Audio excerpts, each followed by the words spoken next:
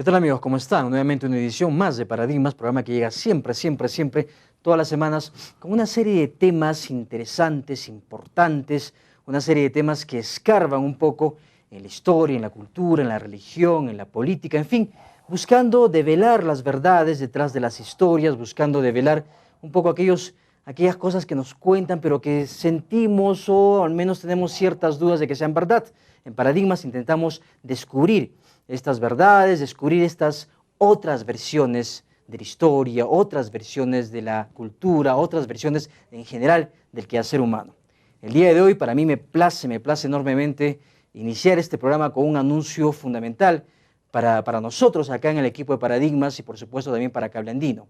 A partir de este programa y en adelante estamos ya saliendo en nuestra hermana ciudad de Cajamarca. Cajamarca, esta bellísima ciudad, la ciudad más importante, más grande de la Sierra Norte del Perú, se integra a la familia de Paradigmas. Se integra la teleaudiencia de Cajamarca, la gran y bellísima ciudad de Cajamarca, a estar ya en contacto con nuestro programa acá con Paradigmas a través de la señal de Canal 7 TV Norte.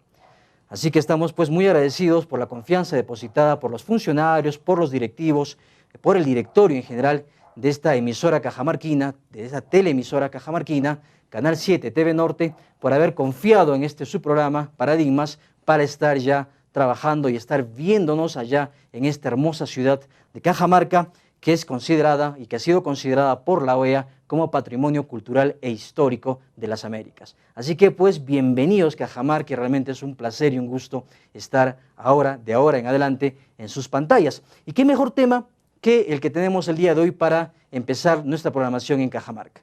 El tema del día de hoy concierne a un personaje históricamente muy vinculado y muy relacionado a Cajamarca. Nos referimos al último Inca, a Atahualpa, conocido como Atahualpa, pero que pues parece que se han tejido una serie de versiones que han desfigurado, han descontextualizado en general la imagen de Atahualpa, haciéndolo ver de una manera diferente a como fue en realidad. Y justamente para hablar de Atahualpa estamos con nuestro invitado el día de hoy. Él es el doctor Alejandro Latorre, que es cirujano dentista de profesión, pero es un gran investigador de muchos años, de mucho tiempo, en el tema no solo de Atahualpa, sino también de la cultura incaica. Él es un investigador de la cultura incaica, es un apasionado por su tierra. He tenido la posibilidad de leer su libro, el libro que trae mención a este tema, que es Atahualpa, el vergonzoso sobrenombre dado al último Inca, y que en realidad descubre y devela una serie de misterios, una serie de nuevas perspectivas de Atahualpa o Atahualpa, ¿no? Que ya vamos a conversar justamente. Alejandro, bienvenido, vamos a conversar de este tema tan fascinante, tan maravilloso. He leído su libro, me parece un libro en realidad fundamental, un libro que rompe muchos paradigmas, un libro que rompe muchos mitos respecto a la figura de Atahualpa.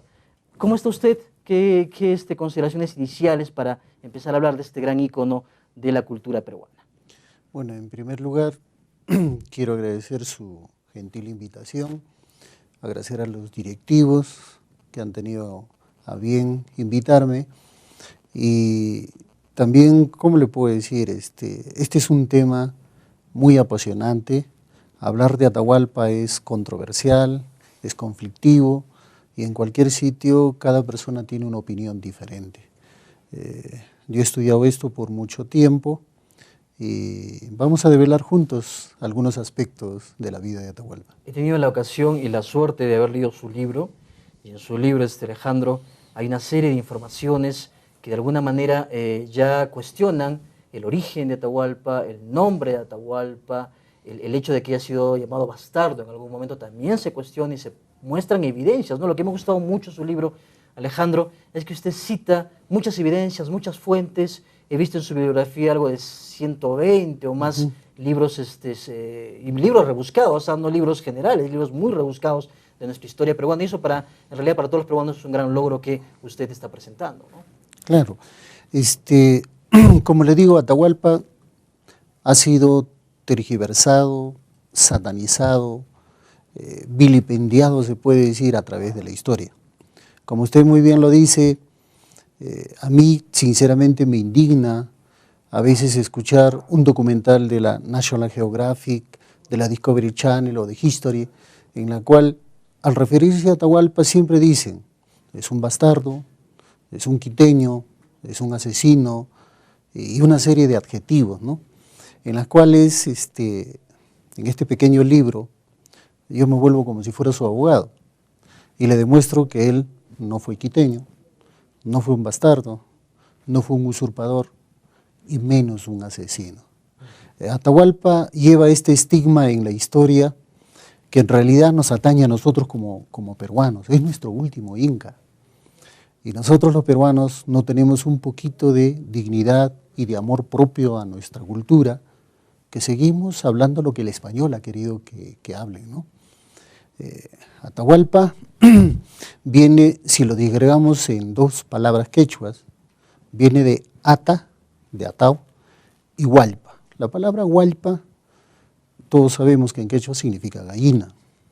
La palabra atao no viene del quechua atar, como que diga del castellano atar, como hablan la mayoría, sino que viene de un vocablo quechua que significa atatao o atatay, que significaría que cochino, que asqueroso. Pero a veces el campesino no habla de frente atao o atatay, sino dice recortándolo ataj. Y ese ataj se vuelve como una expresión que significaría que. Si juntamos la palabra que con hualpa, el nombre de Atahualpa sería que gallina. Preguntémonos, ¿nuestro inca se llamaría gallina?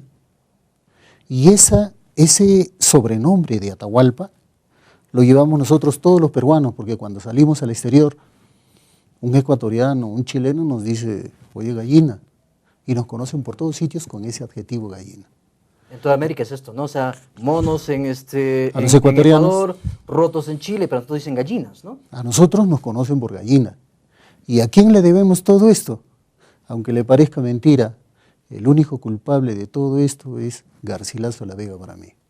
Ese es otro paradigma que vamos a examinar también, porque usted es bastante duro con Garcilaso de la Vega. Eso vamos a seguir también viéndolo dentro del tema no solo de Atahualpa, sino en general de la obra de Garcilaso, que es también un paradigma reconocido de nuestra cultura y nuestra historia, que también es bueno ir examinando, ¿no? Pero, ¿qué otras? O sea, el nombre, ¿cuál es el verdadero nombre? Entonces, claro, habría que preguntarnos si Atahualpa es un mote, un sobrenombre, una chapa, un adjetivo.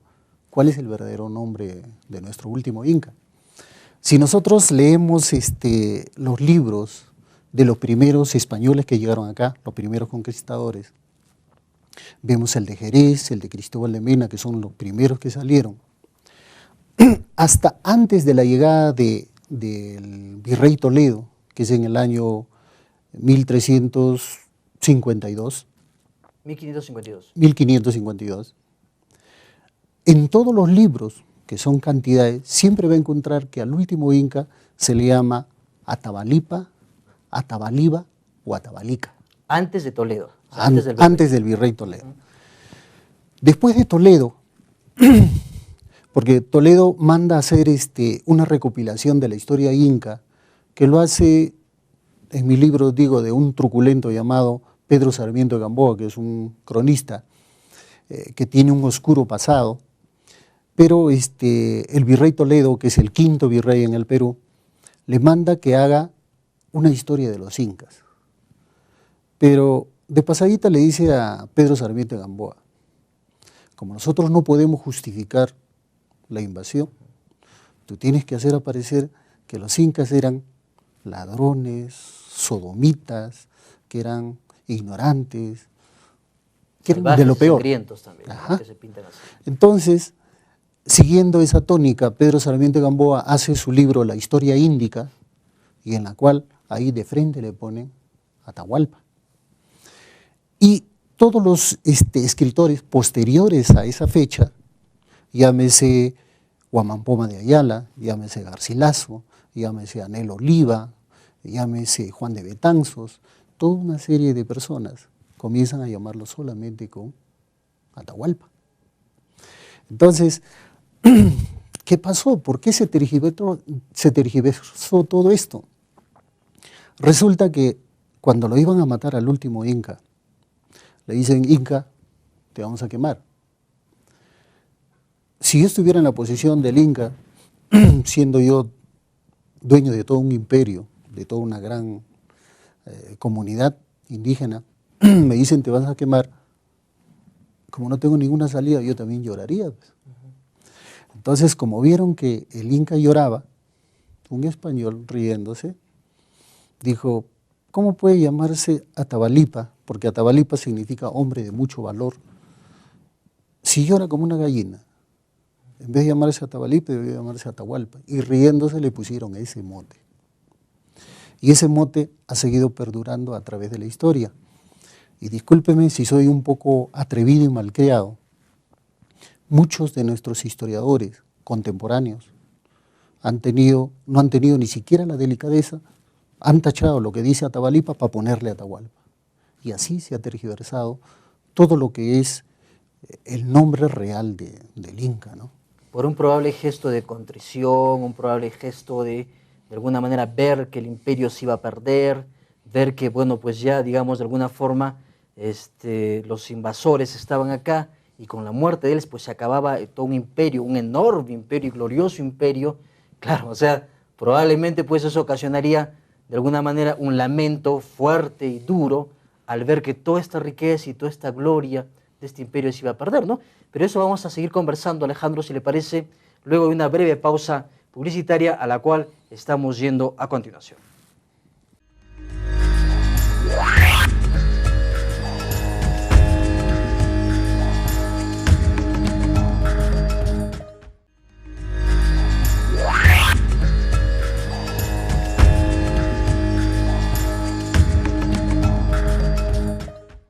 Atahualpa, la otra historia, es el tema que nos convoca el día de hoy y para eso estamos conversando con un investigador de la cultura incaica, con el doctor Alejandro Latorre.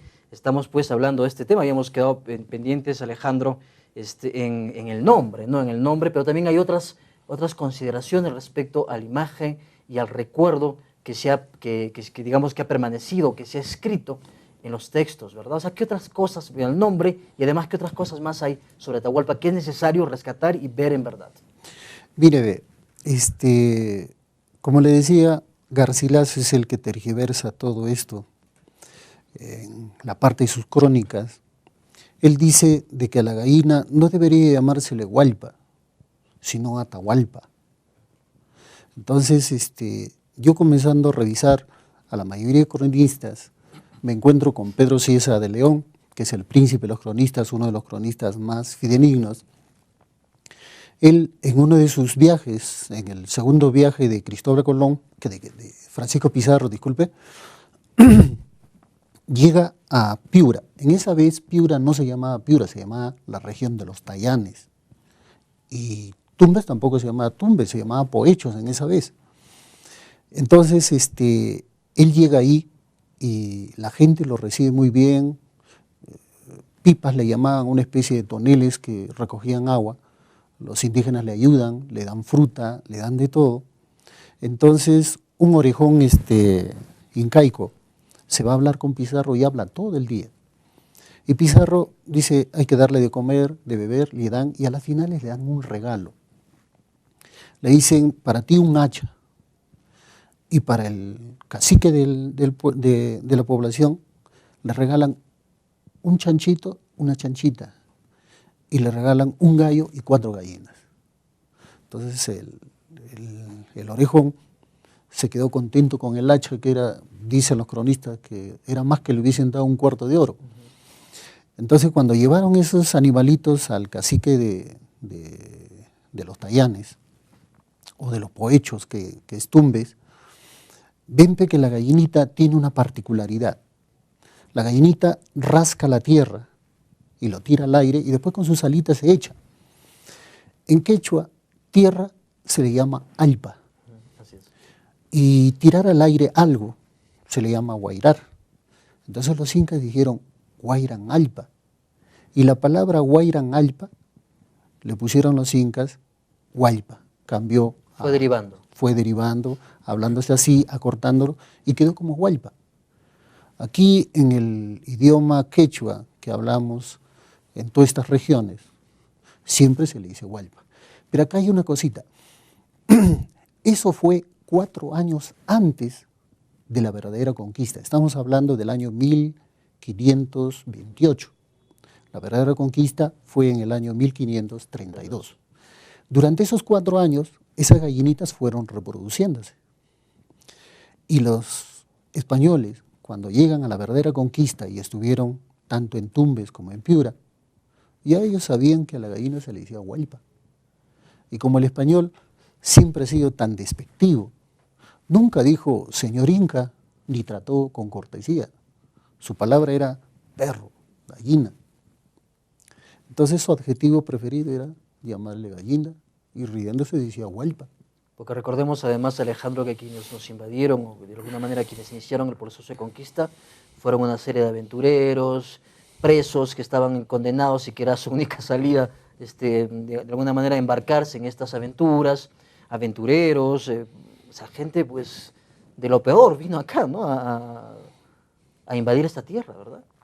Mire, ve, esto parte desde cuando Cristóbal Colón llega a América. España tuvo la suerte, ha estado 8 años dominado por los moros, usted sabrá. Pues, No, 8 siglos. 8 siglos, 8 siglos. En el año 1542, ellos logran hacer lo que se llama la reconquista, expulsar a los moros. Ellos estaban en decadencia económica, pero un loco genovés que había presentado su proyecto tanto a Portugal como a Inglaterra, la reina también lo había desechado, pero un obispo, que era su confesor, le dice a la reina, pues, a lo mejor tienes razón, ¿por qué no inviertes un poquito? Y la reina invirtió en Cristóbal Colón.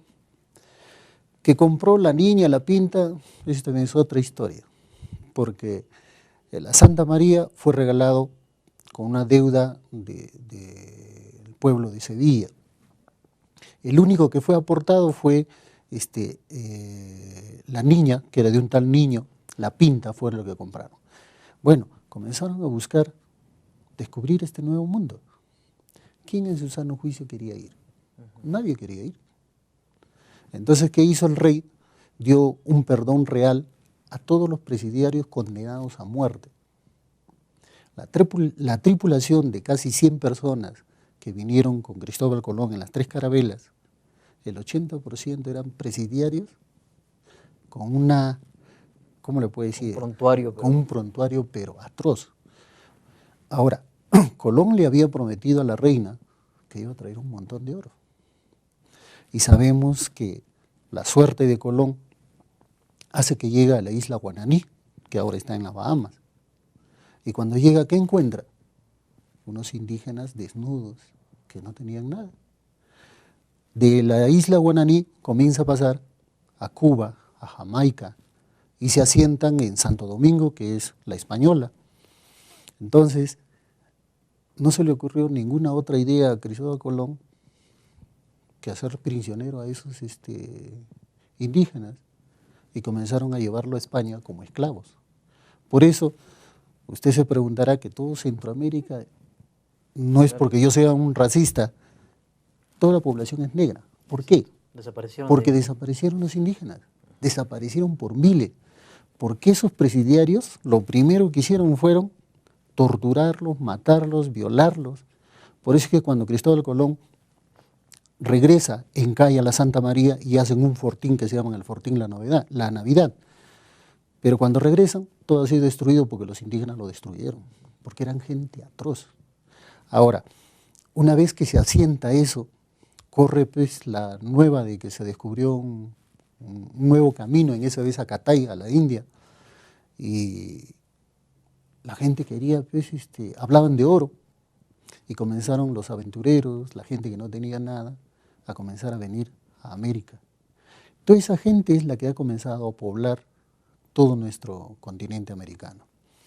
El primero en caer fueron los aztecas y los mayas, que fueron destruidos 11 años que nosotros. 11 años antes, ¿verdad? Ajá. Hernán Cortés los conquistó.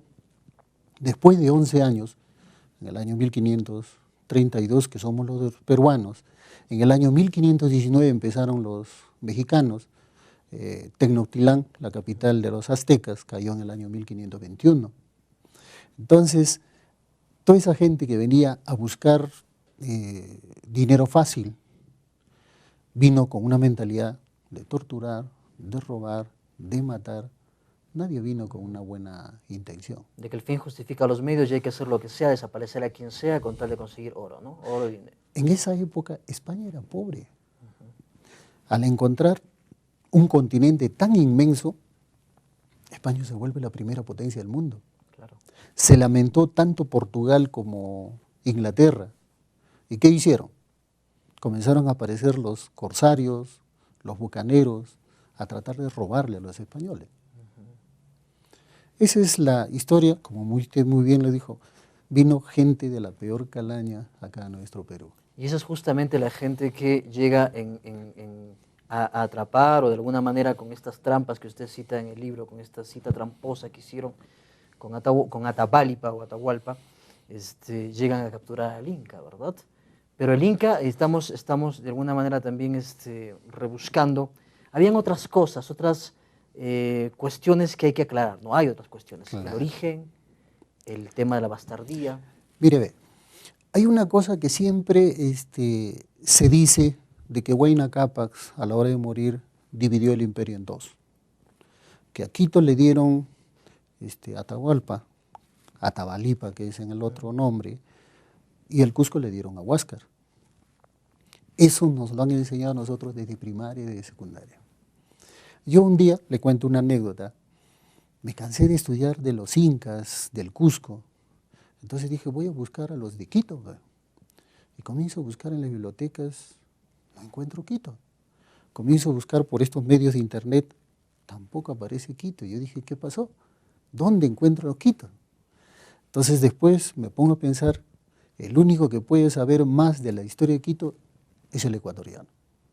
Entonces, como yo tengo mi proveedor de libros en Amazonas, en la calle Malambito, y en Quilca y Cayoma, encontré justo un libro que se llama La historia de la conquista del Ecuador. Mire, los ecuatorianos son sinceros ahí.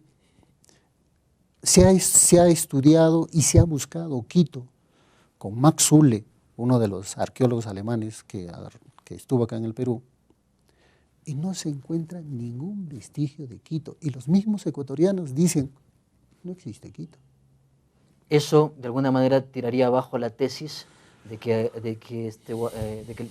Huayna Cápac dividió el imperio, porque en todo caso, pues, ¿qué le daría a uno de sus hijos? Le daría cero, le daría un desierto, le daría algo inexistente, ¿verdad? Claro. Estamos conversando, Alejandro, vamos a ir a una pausa que nos están solicitando. Estamos conversando con Alejandro Latorre sobre un libro, no solamente sobre el libro de Atahualpa que él ha escrito, sino además sobre la historia y lo que este libro significa para los paradigmas de la historia, lo que este libro significa para nuestra propia historia peruana, hablando del tema de Atahualpa y rebuscando y redescubriendo este importante tema, ahora también ya en señal en Cajamarca. Amigos, vamos a una pausa comercial y volvemos a continuación.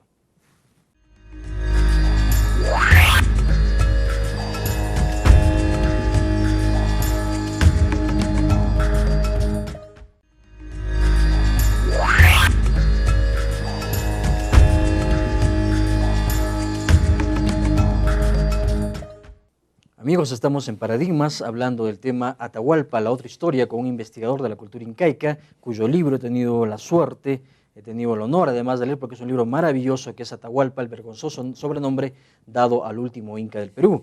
Él es Alejandro Latorre y estamos justamente hablando con él acá, y hemos dejado pendientes, Alejandro, la explicación suya respecto al tema de Quito. Claro.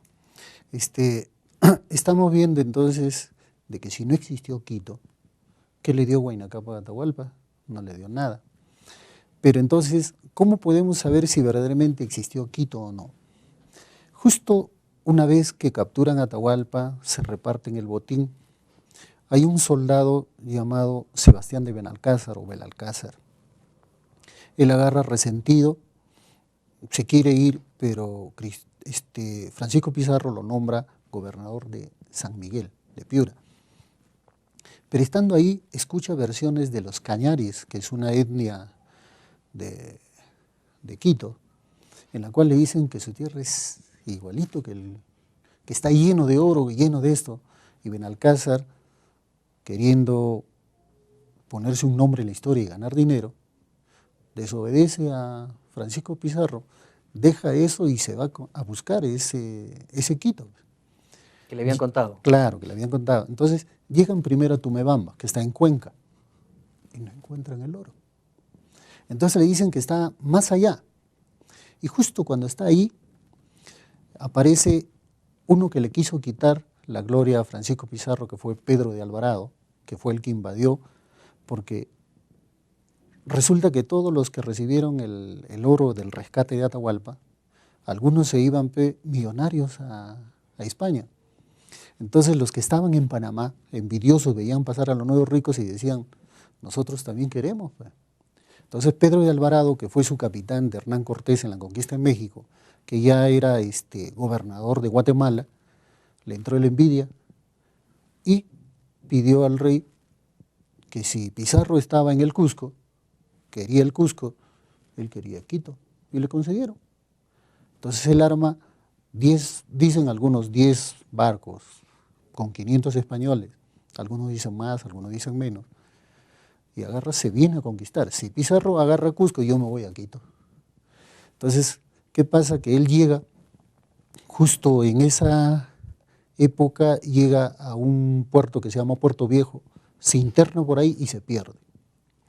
De los 500 españoles, casi la mitad mueren congelados porque pasan por una serie de la geografía ecuatoriana, y al final llegan a un sitio en el cual, avisado Pizarro, manda a Almagro que funden un pueblo para tratar de contrarrestar esa invasión de Pedro de Alvarado. Entonces ellos fundan en el valle del Iribamba, que en Ecuador está en la provincia del Chimborazo,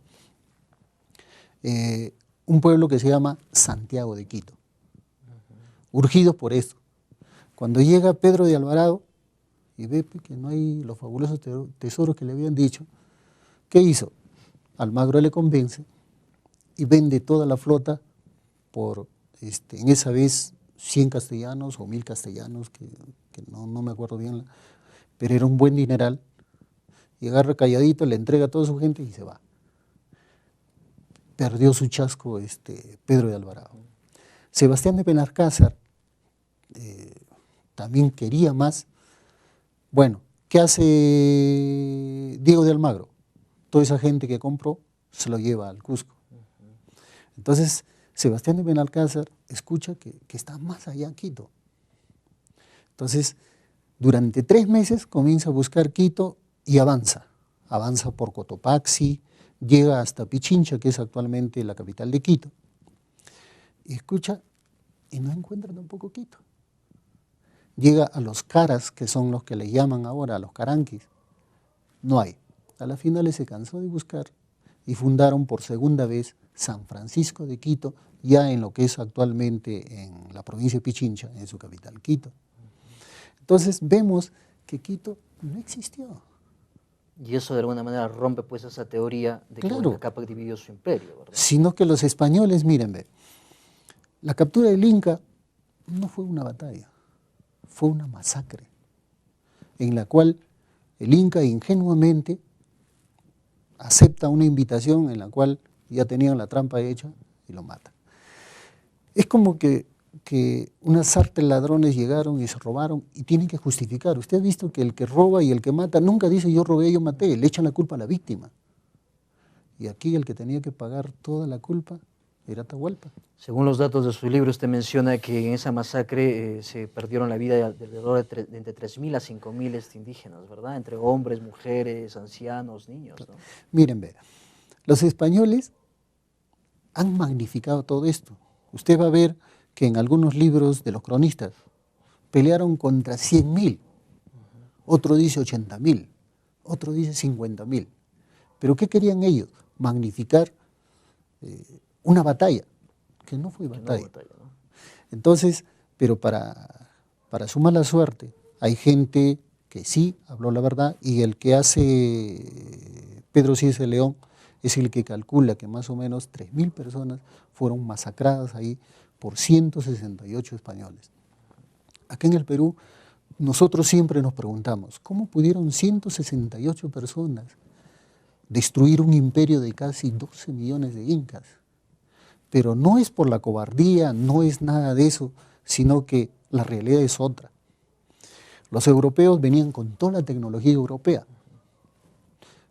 la culebrina, que es ahora que le dicen el cañón, el arcabuz, que era tipo fusil, la ballesta. Traían una serie de armamentos que los incas no conocían. Que eran de alguna manera parte de todo el proceso de guerras que hubo en Europa, ¿no? Que Claro. se fueron perfeccionando el armamento para hacer más eficaces las batallas, ¿no? No solo eso, esa gente estaba curtido en batalla, tenían táctica de guerra. Pero los incas, ¿qué? Con su palo, que era una macana, su piedra que usaban con la honda, y esto que también nos meten por todos sitios, de que los incas usaban su flecha y su arco. No hay flecha y arco en la época incaica. Lo tenían los indígenas chunchos, sí, pero los incas no usaban arco y flecha, como los Pieles Rojas. Entonces, esto ha sido más bien un abuso de poder de los españoles de masacrar a esta gente. Lo que no se tiene en cuenta, y lo que yo también discuto, es que, mire, ve, el imperio incaico tiene su particularidad. Y una de las particularidades fue su aspecto moral, que vemos en todos sitios, a Masúa, a Maquella, a Mayulia, que algunos historiadores consideran que esa es una mentira, que no existió. Sí existió. O sea, el Inca en realidad aplicaba esos tres principios. Hay un texto, disculpe que lo interrumpa acá, pero hay un texto que usted también cita en su libro, de un relato, un testimonio que hace algún cronista, si no me equivoco, alguien que había visitado, había dicho, yo no he encontrado en este reino ni a una adúltera, ni a un ocioso. Ya.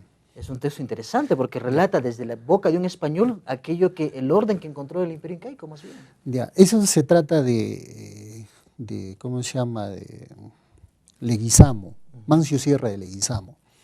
Él, cuando tenía 80 años, le remordería la conciencia y ya se iba a morir, y él hizo un testamento, se llama el testamento de Mancio Sierra de Leguizamo.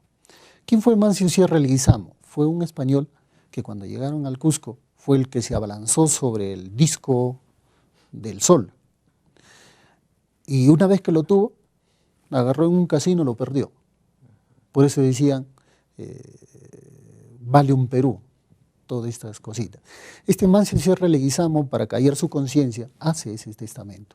Y justo como usted dice, él manifiesta. Nosotros los españoles vinimos a destruir un imperio ordenado, un imperio donde no había el robo, donde no había la miseria, nadie pedía limosna. Pero ¿qué pasa?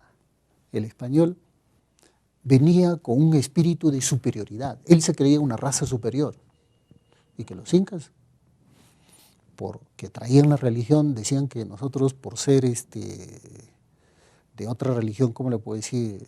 Paganos. Paganos, merecíamos todo esto. Pero Mancio Sierra de Leguizamo, ese es un testamento bonito que a las finales los españoles también tratan de minimizarlo, pero sin embargo está escrito en las crónicas. Ahora que usted habla del tema del paganismo, en todo caso, recordemos además que fue un cura, ¿no? El cura Valverde, que usted también cita, el que dice cómo matar, ¿no? Es el que indica exactamente cómo matar en esa captura. Por Dios, son una de las cosas que me sorprendió mucho de su libro. Este es un texto que yo le encontré. Mire,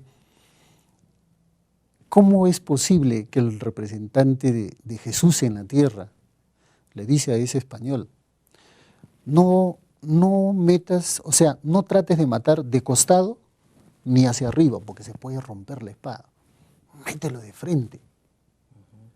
Entonces, ¿cómo una religión que dice, ama a tu prójimo, no mates, le enseña? Por eso en ese texto el español dice, buen consejo de fraile.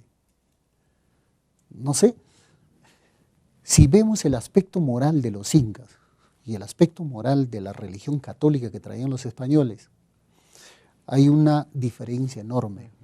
Los incas en realidad, ¿cómo se puede decir? Eran personas ingenuas, porque ellos no mentían, no robaban, no hacían nada, pero se encuentran con otra clase de gente que era diametralmente opuesta, ladrones, astutos de lo peor. Extremo y, ¿no? Es como si esos 168 españoles fueran unos delincuentes y se van a un país donde unos chiquitos, claro, unos chiquitos, y le quitan el caramelo y ellos se dejan quitar. Claro. Por eso, cuando comienza toda esta invasión, hay incas que no sabían qué hacer. Algunos... Y disculpe, y uno de ellos justamente fue que cayó en esta gran mentira, fue a Atahualpa, pues, ¿no? En esta mentira, y de alguna forma eso de alguna manera condujo a su captura. Vamos a continuar conversando, Alejandro, luego de una breve pausa comercial a la cual tenemos que ir a continuación.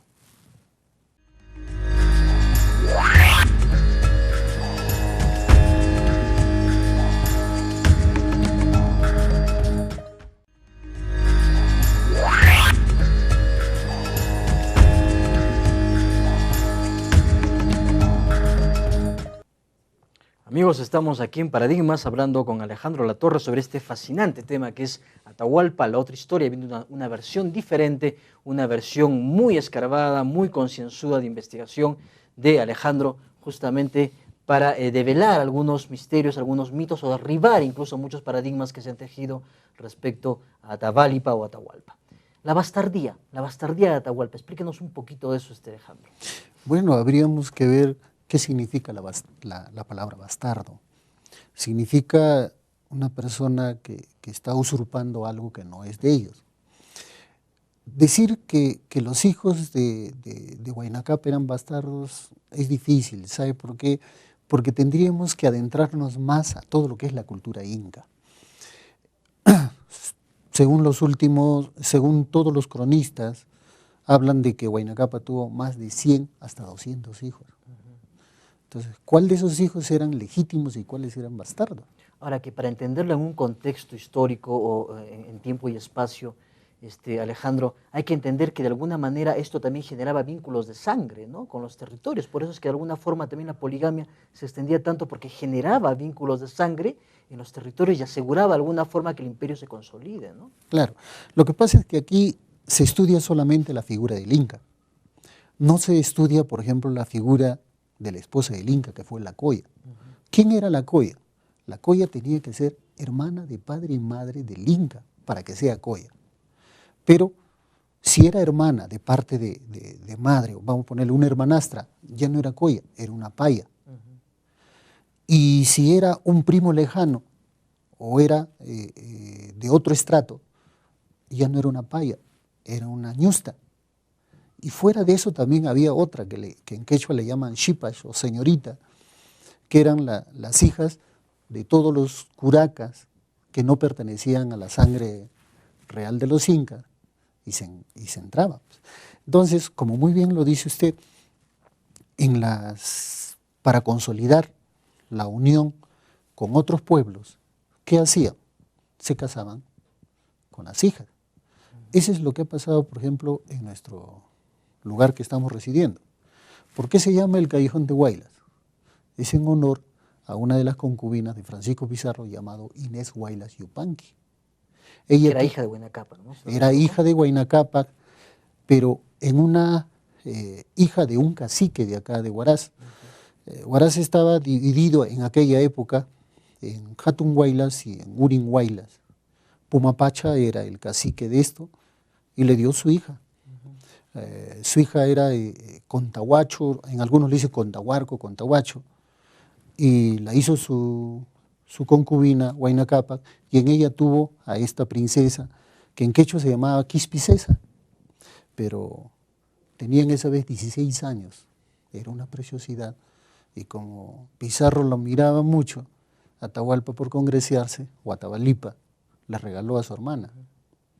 Y él, el gobernador, con más de 60 años, la hizo su mujer. Ahí tuvo 2 hijas, a Francisca y a Gonzalo Pizarro. Pero todo esto de alguna manera nos conduce a redefinir el concepto de bastardía, ¿no? Porque el concepto de que haya sido bastardo es un concepto occidental, ¿no?, que no toma en cuenta, de alguna forma, la manera como la cultura inca estaba estructurada. Claro.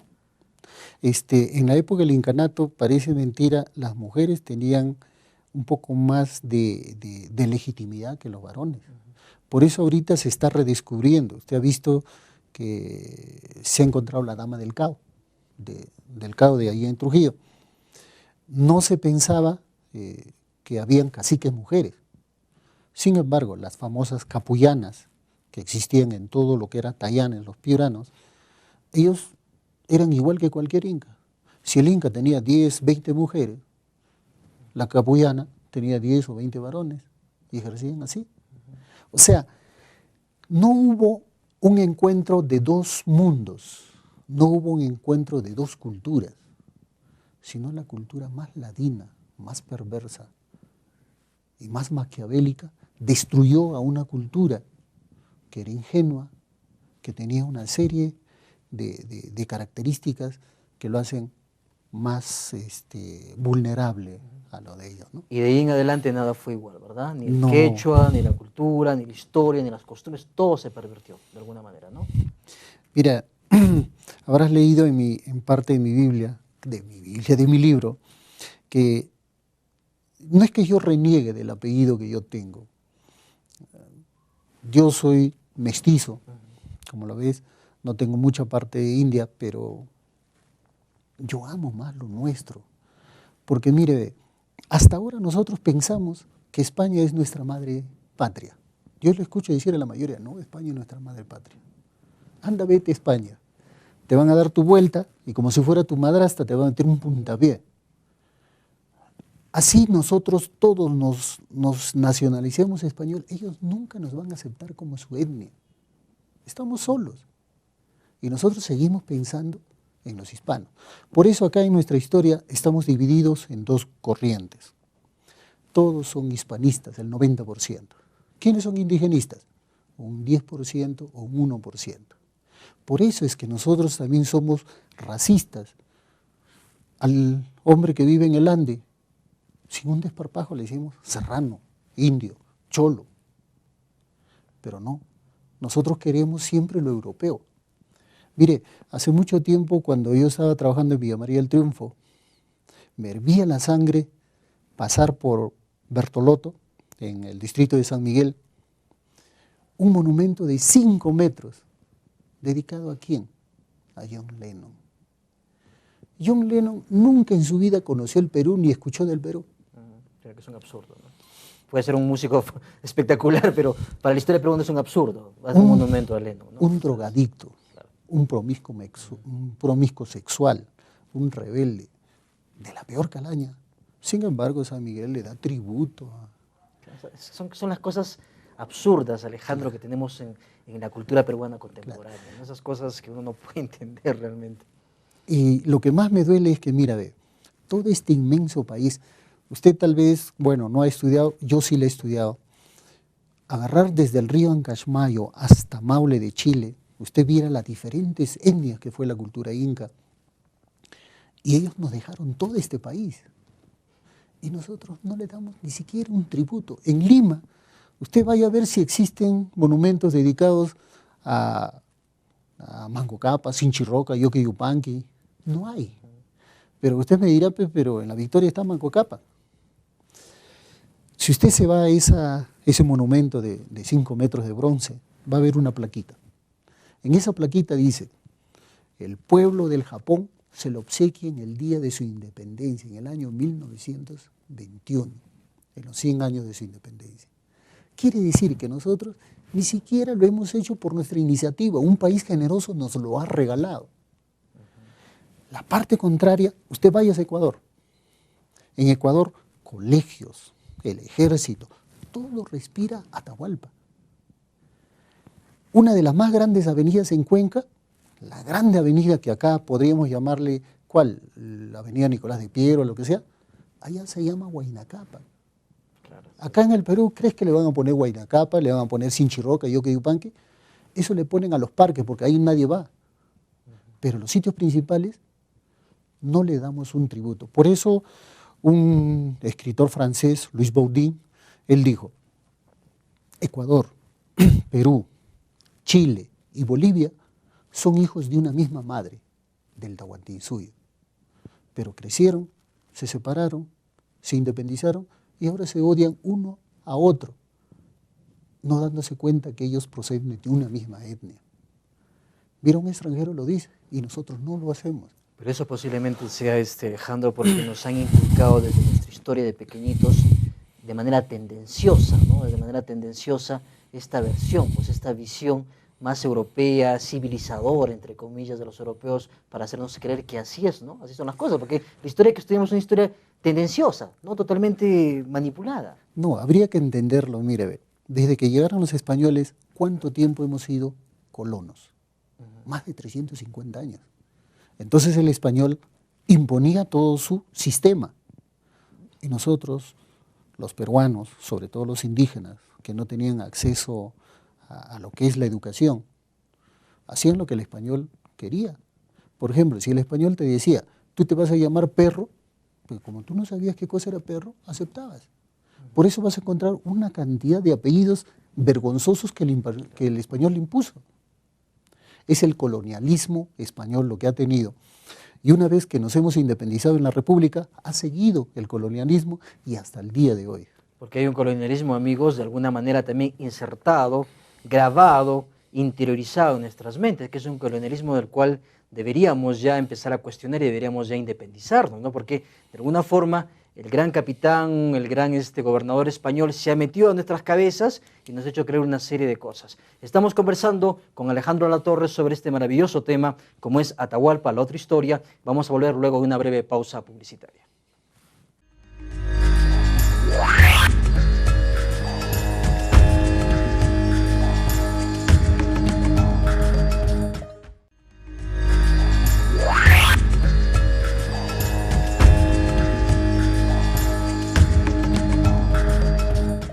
Amigos, estamos aquí en Paradigmas conversando con Alejandro Alatorre sobre el maravilloso tema, un tema muy fascinante, un tema muy histórico, un tema muy paradigmático como es Atahualpa, la otra historia, y viendo justamente esta nueva versión, esta otra versión, o en todo caso una versión mucho más investigada y una versión que busca derribar muchos prejuicios respecto a la historia de Atahualpa y a la historia en general del mundo incaico. Alejandro, hay algunas cosas todavía, ya en este último bloque, pendientes de Atahualpa o Atahualpa, ¿no? ¿Por qué deberíamos empezar ya a reconsiderar usar un nuevo nombre para el último inca? Claro, como usted está viendo, Atahualpa es un adjetivo, un mote, una chapa indignante para nuestro inca. Nosotros no debemos ya usar la palabra Atahualpa, sino Atahualpa, que es su verdadero nombre. Pero hay otro adjetivo que también nos denigra. Y yo le pregunto a usted, ¿usted se siente contento cuando le dicen cholo? Después de que leí su libro ya nada absolutamente, ¿no? Ni siquiera de cariño. Sin embargo, la mayoría de personas nos sentimos contentos. Hay una canción de Abanto Morales que dice, cholo soy y no me compadezcas. ¿De dónde viene esa palabra cholo? Cuando los españoles conquistan México en el año 1521, ellos encontraron que adoraban a un perro, ese perro calato peruano que le llaman, y en el idioma de los mexicanos, el idioma nahual, se llama Cholocuatzil. Entonces los españoles dijeron, estos son perros mexicanos. Como no podían pronunciar Cholocuatzili, dijeron cholo. Abreviándolo. Entonces, cholo era para conocer al perro mexicano. Como le digo, 11 años antes fue conquistado México. Esa palabra cholo fue corriendo por todo Centroamérica, por todas las islas que le llaman San Barlento, no sé, bueno, fue corriendo ese adjetivo. Cuando los españoles llegan acá en el año 1532 y justo llegan a Huancayo, Huancayo tenía sus dos dioses, Pariacaca y Huaylayo, y encuentran que ellos también adoraban a este perro. Entonces dijeron, estos también son cholos. Y a las finales, el adjetivo cholo fue para nosotros con más fuerza. Ingenuamente, como te digo, el indígena o el inca no sabía el castellano y aceptó que sea cholo. Y todos nos sentimos orgullosos de ser cholos. El adjetivo Atahualpa y el adjetivo cholo deben desaparecer de nuestro vocabulario. ¿Por qué? Porque son términos alienistas, términos racistas, términos despectivos, en las cuales nosotros a veces usamos también. Sin conocerlo, claro. Sin conocerlo. Entonces, yo pienso que para tratar de amar nuestra etnia, querer nuestra cultura, estos dos adjetivos deben desaparecer.